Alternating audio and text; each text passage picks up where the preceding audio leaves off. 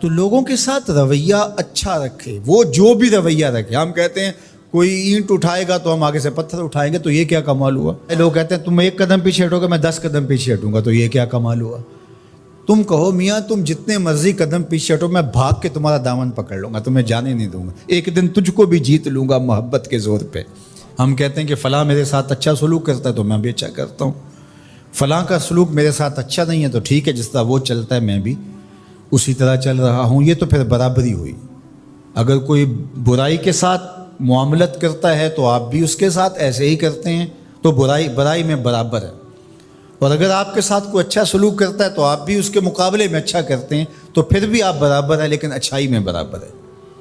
تیسری صورت یہ ہے کہ کوئی آپ سے اچھا سلوک کرتا ہے اور آپ اس سے برا سلوک کرتے ہیں، یہ بدترین صورتحال ہے.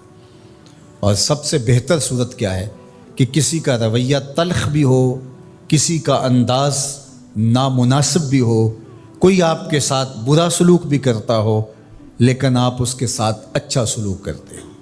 خون کا رشتہ ہے، دودھ کا رشتہ ہے، وطن کا رشتہ ہے، ہمسائیگی کا رشتہ ہے، آپ کے ساتھ اس کی تعلق داری ہے، آپ کے آباء و اجداد کی آپس کے اندر سانجھ تھی اور آپ اس کو نبھا رہے ہیں.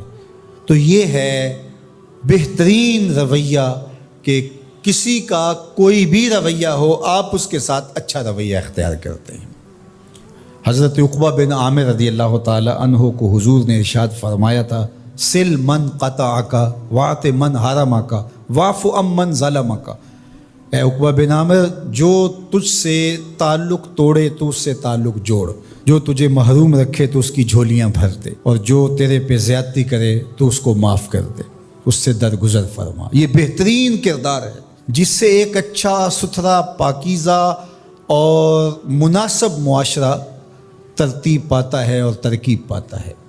تو میرے اور آپ کے آقا و مولا نے ہمیں یہ تلقین کی، بلکہ فرمایا جو یہ چاہتا ہے کہ اس کی عمر میں برکت ہو اور رزق میں اضافہ ہو، وہ رشتہ داروں کے ساتھ سلوک اچھا کرے.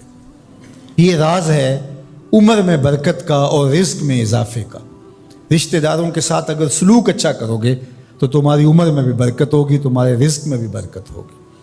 تو ہمیں یہ تلقین کی کہ رشتہ دار تو دودھ یا خون کی سانجھ سے رشتہ دار بنتے ہیں، کوئی عام انسان بھی ہو، ہمیں تو ان کے ساتھ بھی اچھا رویہ اختیار کرنے کی تلقین کی گئی. حتیٰ کہ آپ کے دین پر نہ بھی ہو تو آپ کی ہمسائیگی میں بستا ہے، مستامن ہے، ذمی ہے، تو اس کے ساتھ آپ کا سلوک اچھا ہوگا. آپ کا دین آپ کو یہ سکھاتا ہے. شیخ سعدی بولے، شنیدم کے مردان راہ خدا، دلے دشمنا ہم نہ کردن تنگ، تو را کے میسر شود ای مقام کہ با دوستانت خلاف است و جنگ. میں نے سنا ہے کہ جو اللہ کے بندے ہیں وہ تو دشمنوں کا دل بھی نہیں دکھاتے. تجھے تصوف کے مراتب رفیع کیسے نصیب ہو سکتے ہیں؟ تو اپنوں سے جنگ چھیڑ کے بیٹھا ہے، تو اپنوں کے گریبان پھاڑ رہا ہے، اپنوں کی پگڑیاں نوچ رہا ہے، اور تو اپنی رشتہ داریوں کو توڑ رہا ہے. تو اپنے ہم منصبوں کے ساتھ الجھاؤ میں مبتلا ہے، اپنے ہم مسلکوں ہم مشربوں کے ساتھ تیرا الجھاؤ چل رہا ہے، تیری لڑائی چل رہی ہے. تجھے کیسے مرتبہ اور باطن کا نور اور اندر کا اجالا نصیب ہوگا؟ جو اللہ کے بندے ہیں وہ تو دشمنوں کا بھی دل نہیں دکھاتے.